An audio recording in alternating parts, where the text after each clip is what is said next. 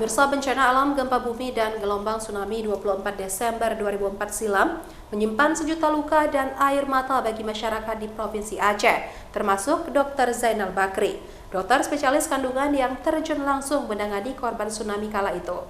Seperti apa kisahnya? Berikut liputannya untuk Anda.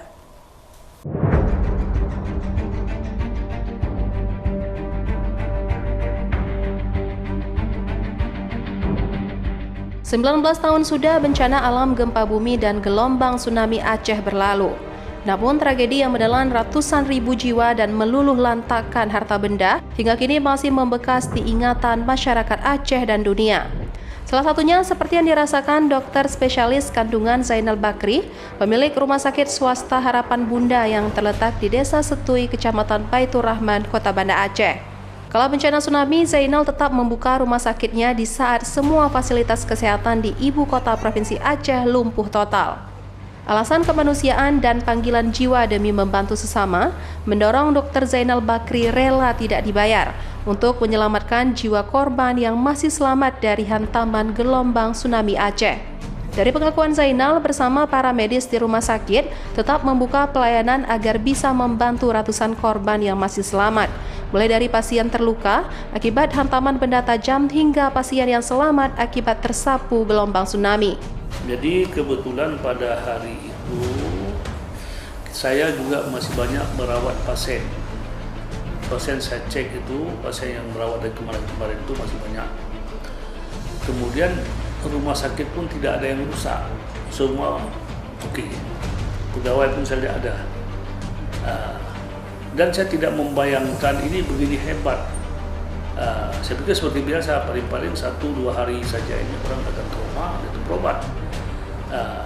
Saya belum tahu bahwasanya pada saat itu yang hidup cuma rumah sakit Harapan Bunda dan rumah sakit Kesdam punyanya TNI Angkatan Darat. Yang lain tutup. Jadi tidak terpikir saya memang harus buka atau harus tutup, tidak terpikir saya. Dan pasien pun berdatangan waktu itu. Tapi yang datang waktu itu, yang dibopong pada jam-jam 8:30 itu adalah bapak yang dibopong itu, yang dibawa digendong itu, anak-anak itu yang sudah meninggal. Kemudian datang lagi lain juga meninggal. Dan pegawai itu pada situ bersama-sama dengan saya, ada yang 3 hari 3 malam tidak pulang ke rumah, tidak ganti pakaian, tidak saya izinkan pulang. Beliau waktu itu memang semangat sekali untuk membantu korban-korban yang dari luar serta pasien-pasien yang masih tersisa di rumah sakit yang masih dirawat di masa itu. Yang terbayang waktu itu ternyata tidak kita semua termasuk yang punya rumah sakit ini tidak mementingkan untuk diri sendiri sedikit pun. Salah seorang pasien rumah sakit Harapan Bunda yang hendak melahirkan 19 tahun silam mengaku bersyukur karena masih ada rumah sakit yang bisa melayani persalinannya kala itu. Kami berdua dengan keponakan saya sama-sama sedang dalam keadaan mengandung, sudah 9 bulan, tinggal menunggu kelahiran. Sedangkan saya berada di dalam karena saya masih menggunakan kateter dengan impus yang tidak ada yang membukanya pada saat itu. Ya, pada saat itu memang rumah sakit Kesdam dan Harapan Bunda yang masih menerima menampung pasien-pasien.